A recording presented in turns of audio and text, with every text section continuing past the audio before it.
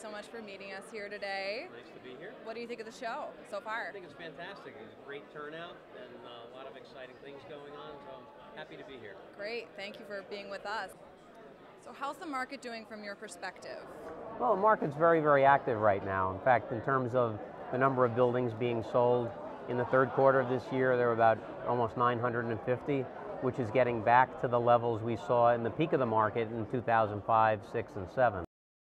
You know, the market is doing extraordinarily well from a number of buildings sold perspective. Dollar volume is holding in there well also.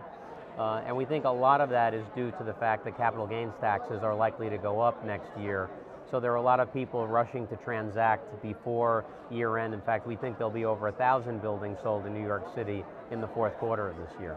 What are your projections for 2013? That depends. I think that there's a strong likelihood that the volume of sales could drop next year to the extent that capital gains rates go up as significantly as there's a chance they might. You know, we could see a fairly significant drop in the volume of sales, because I think as any externality impacts the market, like we saw with the Cash for Clunkers program, it created an incentive to buy cars, and after the program ended, auto sales fell. The first-time home buyers tax credit created an incentive for people to buy homes, and when that program ended, home sales fell. Similarly, this potential rise in capital gains rates is forcing people to transact sooner than they might have normally.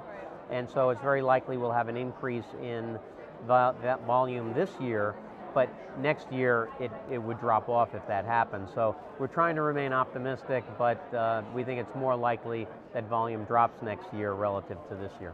Is there anything that you're looking forward to in 2013? Well, absolutely. I'm looking forward to taking a lot more time off, because I'm not taking a lot of time off this year with all the activity that's been going on. But I think, you know, to the extent we do get those cap gains increases, it'll be a little bit slower and maybe able to enjoy a little more time with my family. Good.